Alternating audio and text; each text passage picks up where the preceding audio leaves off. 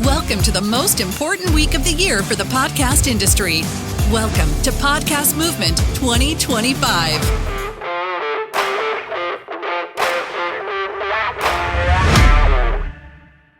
Good morning. We're all going to get going here. Yeah, time to put your ears on. I'm Dave Jackson. I'm the head of podcasting at Podpage, and I also run a website called the School of Podcasting. And we're going to talk about the different ways to monetize your show. So, thank you so much for being here. Here's my interesting question. Can you guys see my slides? Okay. So, the first thing we want to mention is, there we go, I'm over there. You don't monetize a podcast. And people go, what? Nope, you monetize an audience. So step one is get an audience. So just keep that in mind. Sometimes we get the cart a little before the horse. And also, sponsors do not care how long you've been podcasting. What they care about is how many of these you have, right? So keep that in mind. You're like, oh, I've been doing it 3 years, so time to monetize. Not if you have, 27 people listening to you. And the other thing, and I hate this stat like nobody's business, but about 3% of your audience is going to take action. So when you're like, oh, I'm going to just do Patreon, or it's like, depending. Now, there are people that have really proven me wrong. I have a friend of mine that does a show about model trains. He's up about 10 to 12, which is amazing. But 3 is like if you're really good. So here are some ways to monetize. We're going to talk about these, but sell your own stuff that's the most profitable thing ever. Affiliate marketing, crowdfunding. Host-read ads are somewhere around $20-ish per 1,000 downloads. You'll see that CPM. That means cost per mille, which means per thousand. Donations, programmatic ads. But wait, there's more. Relationships. This is what I always say. Relationships build opportunities. And opportunities build more relationships. And some of those actually pay you money. So keep that in mind. Selling your back catalog. That's something a lot of people go, you can do that? We'll talk about streaming crypto. We'll also talk about YouTube. And then there's a secret bonus one. So stay tuned, boys and girls, for the secret bonus one. All right. So the first one, selling your own stuff. If you buy my book, Profit from Your Podcast, I make $12 if you buy it from me. Now, that's $12. Now, if I do CPM ads, that is 2,400 downloads. So what's easier, selling one book or getting 2,400 downloads? For me, I'm going book all day long because I can probably find somebody to tug on their heartstrings, maybe hold them down, grab their wallet, something. But just keep that in mind. Everybody's like, I'm going to start a podcast and get ads. And I'm like, well, that's a thing. You can do that. When it comes to affiliate marketing, it's all about matching the product to the audience. So I have here impact.com. They have Audible. So Audible's a pretty good mix for your podcast. Amazon Associates is, I think you guys have probably heard of Amazon. That's a place where you can go. And what it is they give you a special link. When somebody clicks on your link and buys something, you earn a commission. And then what I always say, some of the best ones are, I have a screenshot here of, I think this is the Captivate website. And at the bottom, you see there's a link there. It says affiliates. And when you click on that, they have their own. They're not going through a network. And so sometimes that's really the best ones because you have a niche audience and you found a niche product. And so it's really about how does it fit. So it does not look like it, but I actually own a total gym. And many moons ago, I had a weight loss show, and I talked about the total gym because this was a while ago. Do you remember Chuck Norris and Christy Brinkley? Like, they were everywhere. And I'm like, I'm just going to ride on their coattails. And so I did, and after a year, I sold one. I made my $75 commission. I was like, okay, yay. But I also learned that my audience didn't really like the total gym. Enter Fit Deck cards. And when I sold a Fit Deck card, I made $1.50. And I bought one because usually when it comes to sponsorships and talking about products, talk about something you use because then you can talk about it firsthand. So I bought one. I was like, hey, these are really cool. I could see where you could turn this into a game with your kids. And I had no idea, but that was the phrase that pays because my audience was made up of women with children. And so they all bought it, and $1.50 at a time, cha-ching, cha-ching, because there was fit deck for Navy SEALs and fit deck for this and fit deck. So I started getting 3-figure checks. Not bad, I'll take that. And then they turned it into an app and everything dried up. And I was like, oh, dang you, fit deck. But really go the extra mile. When I first found Podpage before I worked there, I actually was like, this is an amazing product. And I actually made a course, a free course. And at the end of every course, it was like, hey, if you like all these things it does, click here. And I was, again, making 3-figure affiliate monthly checks. And I like the company so much, I now work for it. But pretend you're the employee that company doesn't have, especially if it's a small company. Sometimes, the affiliate resources they give you, it's just marketing materials. So go out and market for the company. And if it's the right fit, it really can lead to some money. And then the other one is crowdfunding. Now, a lot of people talk about Patreon, that's fine. I also want to point out, I've heard the statement that if we don't fix sponsors in podcasting, too many pods, if we don't fix sponsorship in podcasting, it's going to go away. And this is a screenshot from Graph, G-R-A-P-H, Treon. So kind of like Patreon, but with Graph in front of it. And there are people there making $273,000 a month or $185,000 a month. That one, Chapo Trap House, they do 4 episodes. 2 are paid and 2 are free. Now, they've also not been doing it for 6 weeks. They've been doing it a while because, again, you monetize an audience, you don't monetize a podcast. I'm just here to tell you this can be very lucrative, hence the screenshot. The other thing I put there, and this is from the head of data from Patreon, remember how I said 3%? They're saying 2%. It's a horrible stat, but it is what it is. I just want you to go in with knowledge so you're not expecting 50% of your audience, because you're not going to get 50. You're going to get maybe 2 or 3. Other thing I wanted to point out, there is Supercast. Supercast has a different business model. They charge you 59 cents per subscriber per month, plus the processing fees, which are like 2.9%, blah, blah, blah. And Patreon charges 10%. So if you're charging more than $5, you might actually make more money on Supercast than you will on Patreon. The other thing I like, as someone who's worked in tech support, with Supercast, when you sign up, it goes, oh, you're on an iPhone. Would you like to listen to an Apple Podcast or Overcast or whatever? And you go, yes, please, and you're done. With Patreon, you have to teach your audience about RSS feeds. And isn't that fun? Because you're like, no, don't click on it, copy it, go into Apple Podcasts, click on the 3 dots, then go down. So I actually like Supercast a little more in that realm. And this is a polar bear eating vanilla ice cream in a snowstorm. Moving on, you don't need slides for this one.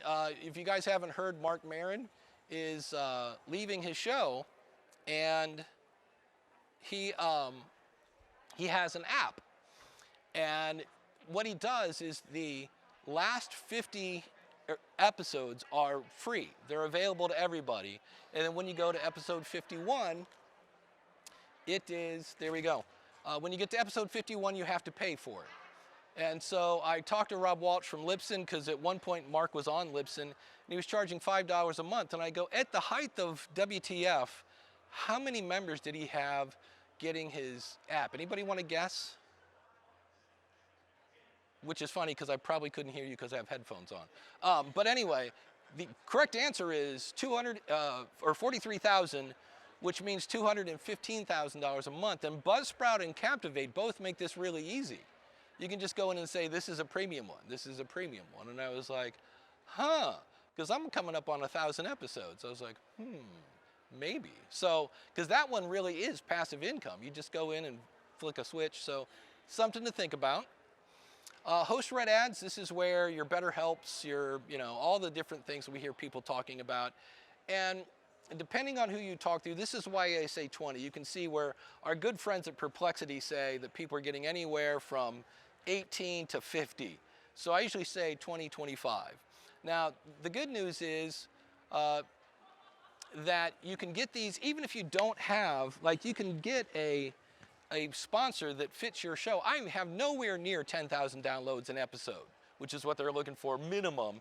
They're kind of now looking more for 20,000 per episode, which is like less than 10% of podcasters get that. But I got a microphone sponsor. I've had Focusrite has sponsored my show, and because I have their audience, the people they're trying to get to. So that's host read ads. So again, because we kind of go, oh, I'm never going to get that many downloads, and we kind of down in the dumps.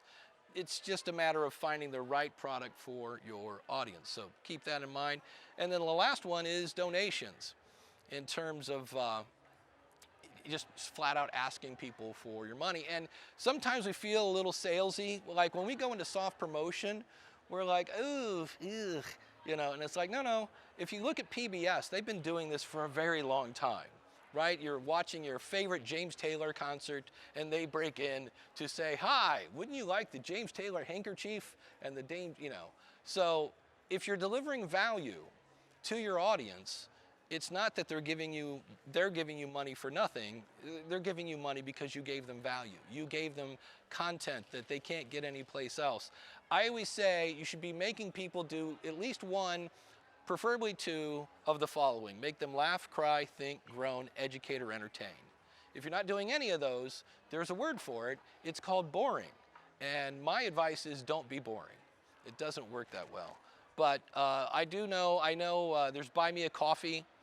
And I put out an episode of one of my shows, and somebody bought me 5 coffees, 25 bucks. Now, I'm not going to retire on that, but I'll take 25 bucks, better than a poke in the eye. So it's not really new, but it's been around about a year, is you can actually set up your show. If you're doing anything in the Bitcoin space, you need to be doing this one, because you can actually have a very, you know how we have dollars and then there's pennies and quarters and nickels, etc. A very, very, very, very small amount of Bitcoin is called a Satoshi. And this is off of TrueFans. Do not get that confused with OnlyFans, completely different website. But TrueFans has a site, and they have a chart. And you know podcasters, man, we love charts. And so I am number 4 there with my buddy Daniel J. Lewis, and we've earned 135,000 Satoshis, which again is a very small amount. And I'm like, what does that mean in English, Dave? It means $160. In Satoshis. Now that's over like 2 years. So again, not going to retire on that, but the beauty of this model that I really love, and as the US and other countries slowly start to embrace digital monetization, they're, you know, the stable coin and things like that, if we can break that down, I love the fact that A, no sponsor, so nobody to go pick it because I said booger, and the fact that you get to pick how much you give me. Because some people are like, you know, $5 grand, I got that, the couch cushions. I don't know why this person is from Texas and I don't know, but keep that in mind. This is my favorite model. It's just right now you have to be kind of a nerd to really get involved with it. Then our good friend YouTube. YouTube, you can apply to be in their partner program. When you get 500 subs, now if you make any money while you're doing that, they don't give it to you, which seems kind of mean, but okay. When you get to 1,000 subscribers, you can actually start to get that money. Now, keep in mind, now the good news is YouTube is free. It's totally free, and video hosting is really expensive. So that is why when you hear that on long form video, you get to keep 55% because YouTube's going to take 45, and on YouTube Shorts, they take 55, you keep 45. That's why, because all that time while you were building up your subscribers, you got free video hosting. So keep that in mind. Another one is merch. And my favorite merch story is there was a show, how do I say, it had alphabets, you know what I mean? The old LGBTQ plus A and sometimes Y. And somebody didn't like their show and said a very nasty slur. It was a 1-star rating in Apple, and it was like stupid blank, whatever the blank was. And they went to Apple and they took a screenshot and turned it into a t-shirt. It was kind of like, that's right, we are stupid blanks, and we want our 1 star, and it became like this badge of honor, and their audience just went bonkers. Everybody went and bought the shirt. So that's an example of it working. I usually, when I have merch, I usually am not trying to make money on it. I just want my URL on somebody's chest. So keep that in mind. It is kind of for the super fans. because usually if you're doing one of these places where it's, the t-shirt at cost is $16, so if you mark it up, it's now, $28 for a t-shirt, and then you have to keep in mind, it is your brand, so sometimes the cheapest t-shirt is because, well, it's the cheapest t-shirt and it lasts a whole wash and a half, so it is your brand, and if you want it to last, you kind of have to, buy a few before you get the right one. And another one that can make merch sell is if it's a limited time offer. Get the new, Pod Page shirt with only available through October 15th. That kind of puts a little light under your super fans to go get it. I've seen a lot of people try merch, and for the most part, the results have been meh. Like it's great promotion. I actually got I have a shirt that says, I help podcasters, it's what I do. And then I have my URL at the bottom of it. And I was sitting in a Chipotle. You know how they have the benches next to the windows in most of them? And somebody walked by and actually came in a Chipotle and like, what do you do for podcasters? So, it does kind of work, but that's 1 in 20 years. So it's not super reliable that way.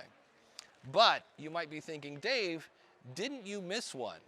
And we did, and this is the super jumbo bonus one, and I think, I need to check, I think somebody's doing a talk about this strategy, and that is charging guests.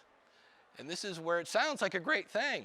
You can, I know people that have charged hundreds of dollars to be a guest on the show. But think about it, why does the guest want to be on your show? Because they want to get in front of your audience. And so, has anybody here ever been broke? There's poor and then there's broke. I've been broke. I have filed bankruptcy when I was in my 20s, so I know the difference. And my worry here is, and this is just a survey of one, is that you might go, oh, this is amazing. Look, honey, we have an extra $300 a month now. And then little Susie needs braces, and yeah, we could get a pool, sure, why not?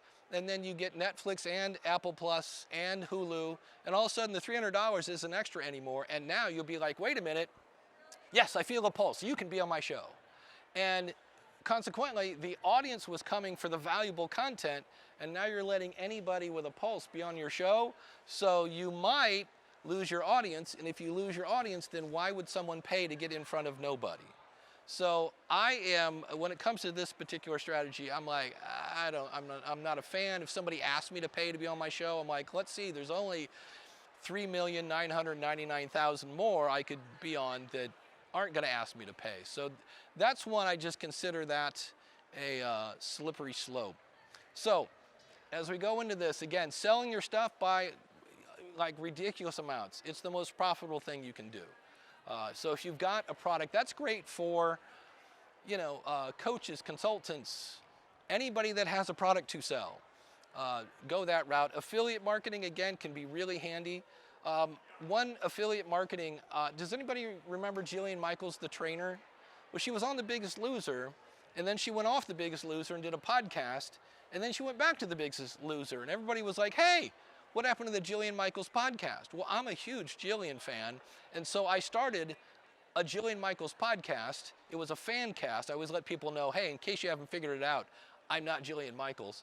And I would talk about all the stuff she did, and God bless her, that woman put her name on a lot of stuff, and it was all affiliate stuff. And so my favorite was she had a new audiobook coming out, and it was the first time Jillian had ever read her own audiobook. And when somebody signed up at Audible, I made $15. And so I announced to a bunch of people who love Jillian Michaels that Jillian Michaels had a new book coming out, and if you go to Audible, you can get it for free because your first book is free. They did, and I got a nice 4-figure affiliate check. And then unfortunately, Jillian Michaels came back and started doing the Jillian Michaels show, and nobody wanted to hear me talk about Jillian when you've got actual Jillian. But that one, and also I talked about doing the work. I'm an Audible customer, and I was doing a show for musicians, and Sammy Hagar had a book come out, and unfortunately he threw Eddie Van Halen so far under the bus. And I talked about it on my show, and like, hey, if you want the book, it's a really good book, here's my affiliate link. And again, I did the work, and my audience followed. So keep that in mind. With crowdfunding, it is crowdfunding, so it's not fun crowding. You have to have the crowd first, because again, that 3% rule. Host-read ads are great if you can get the 10,000 downloads an episode, or sometimes 20. And the big one I wanted you to take away are the two in the upper right-hand corner, relationships and opportunities. Because for me, that's really, especially when you have a guest on, don't let the interview be the last time you talk to that guest. Because I just was in Nashville about 3 weeks ago. Why? Because of a relationship with a guy named David Hooper. He does a podcast called Build a Big Podcast. And Focusrite, who used to be my sponsor, again, relationship, was sponsoring this thing where, I'm not making this up, they built a studio inside a Walmart in Nashville, Tennessee. And they wanted somebody to talk about podcasting. So they hired Dave, because he's there in Nashville. And he said, oh, if you need somebody else, Dave Jackson will drive to Nashville in a heartbeat. So again, the relationship, and he talked to the guy at Focusrite, and the next thing you know, I'm talking about podcasting in the middle of a Walmart in Nashville, Tennessee. So relationships build opportunities. Back 2013-ish, I think it was, maybe 2014, there used to be, before there was a podcast movement, there was an event called the New Media Expo. And it had blogging, it had podcasting, it had video. It was huge. And the guy that, welcome to Humble Brag Theater, by the way. There was a guy stepped down, and they needed a new guy to to manage the podcasting track. So the head of Spreaker, which is a media host, the head of Blueberry, which is a media host, and the head of Libsyn, the guy from the New Media Expo talked to these people, and they all said the same thing. Why don't you go get Dave Jackson? And so he called me up. He's like, all right, I'm not going to call anybody else. Why? Because of relationships. All those people had been on my show. It's kind of your resume in a way. So keep that in mind. And with that, we will go to our lovely Q&A. So if you have a question, the lovely and talented Rena is going to bring you the microphone. We have Daryl here, who's dying to ask a question. ProPodcastSolutions.com, the one and only Daryl Darnell. Oh, thank you, Dave. Well, this is crazy with these headphones, man. Isn't it? Okay. Obviously, great presentation, great info. You know your stuff. One wrinkle that I found in my as you know, I'm like you. I'm addicted to podcasting. I have multiples. Yeah. My most successful in terms of audience size is a podcast about Stranger Things called The Stranger Things Podcast. Wow, creative. I like that. It's my gift. So last season, which was 10 years ago, right? We got approached by MeUndies for one of those, host read ads. Right. So we did that. It paid us, 3 figures, maybe 4 figures, or low 4 figures. Nice. Which was great. There were 2 things though that as I go into this next season, that I'm like, learn from that. One was our audience ended up doubling, because going into the season, they want to know what your audience size is. And so we were like, well, our audience size is about 15K per episode. Okay. Nice. And so our CPM was based on that. And then much to our delight and surprise, our audience was 30K per episode for that season. And so we undersold that CPM. We did the best we could. It was fun, right? And I think those are pretty rare. But here's the other thing. So we host with Libsyn, and Libsyn has recently changed so that you can now do dynamic ad insertion without paying them gazillions of dollars to get on their pro plan. So if you're with Libsyn and you haven't been doing that, you're going to get pennies. Like my other podcasts are getting pennies. Like Stranger Things is the exception. But here's the thing.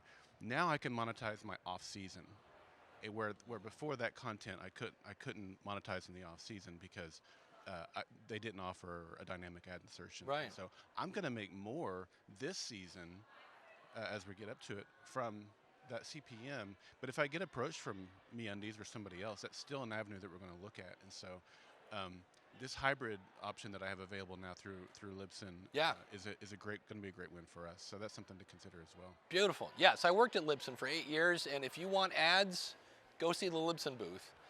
And if you're going to do sponsorships, kind of what you're talking about, I highly recommend. There's a great book called Sponsor Magnet by Justin Moore that a lot of times I get accused of being a curmudgeon because I've been doing this so long. And I read that book, and like everything I knew about making a press kit and a media kit and blah, blah, like just right out the window. Because he talked about, instead of like, hey, I want more money from you, Mr. Sponsor. We're not going to give you any money. Oh, please, more. And you are. He goes, move on the other side of the desk and go, okay, what are you trying to do here, Mr. Sponsor? Oh, you're trying to get more people to buy. That's a conversion deal versus the person goes, well, we just moved into the U.S. We've been very popular in Europe and Australia. Oh, well, that's a branding. And conversions pay more than branding, but branding doesn't have any limit. It's a really, if the goal is to get a sponsor, that is the book. It's called Sponsor Magnet. I would love you to buy my book, but I got to tell you, his is better if you want to do sponsors. So we have a question from Kush. We got 4 minutes and 54 seconds. So I see you. Thank you very much for that. And thank you guys for sticking around.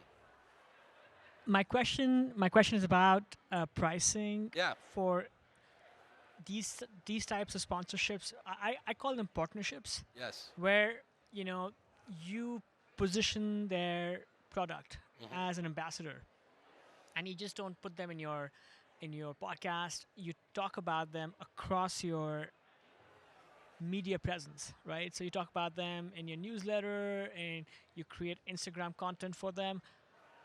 How should one price those? Because that goes beyond just pay for downloads. Right. So what I usually, my new rule is when you get another person, make it higher than the last one and keep going until you get a no, because otherwise you're leaving money on the table.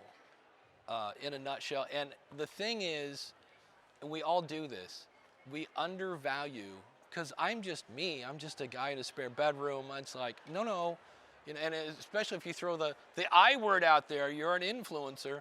Well, if people, I had a guy once, I was doing consulting with him, and I said, well, what do you got for gear? And he goes, oh, I have the Zoom PodTrack P4 because you said it was good. And he goes, and then I have a Rodecaster. And I go, oh, okay. I'm like, but why did you buy the Rodecaster when you already had the P4? And he goes, oh, you said it was cool. And I was like, that's $700 because I said it was cool.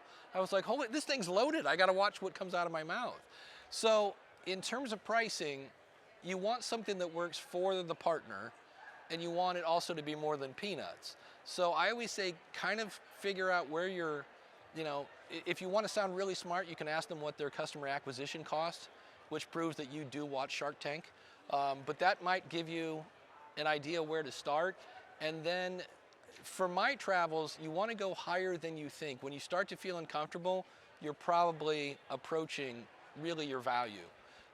Yeah, no, I think that going the CAC route is smart. Yeah. Sometimes the partner will ask, how do you prove that you have helped them acquire a customer? Where do you... Yeah. I've been asked that question. Well, hopefully either they've given you a link that they can track, or there's a tool on AppSumo called Switchy that's a link tracker. It's kind of like Bitly, but on steroids. So you can show the traffic that was actually sent to them. But there's got to be some way that they can prove it. And then at the end of the campaign, you want to revisit that with the sponsor and go, looky what we did. And then if it didn't go well and you got feedback from people that said, well, I don't know, it looks kind of chintzy, you need to give that to the sponsor so that they can not look so chintzy in the future, because that's money. We got time for one more question. Let's get her in the front, and then we will make room for the next person coming up. By the way, Adam Curry, the Podfather, are going to be on that stage in 15 minutes. Hi, Dave. Okay, I have 2 questions, and I hope they're very quick. Okay. And you can just give me a short answer. One, how many affiliate marketing links is too many? None. You just keep going. If it matches your audience and it delivers value, I tons. Okay. Yeah. Follow-up question. All right, so you said you did your first host ad read with Focusrite. Yeah. Talk me through where you were. Like, what was your size of the audience at the time? And couple thousand per episode. Okay. And I walked in, I'm not making this up, I walked in and Dan from Focusrite said, hey, are you Dave Jackson? And I go, yeah. And he said, I want to give you money. Nice. So that doesn't happen for everyone, but it was nice to have. But that's where, just staying consistent, always giving value, that's it. But I will be happy to, if you have more questions, I'll be happy to answer all those. Thank you again for showing up. I appreciate it. And enjoy Podcast Movement. We'll see you.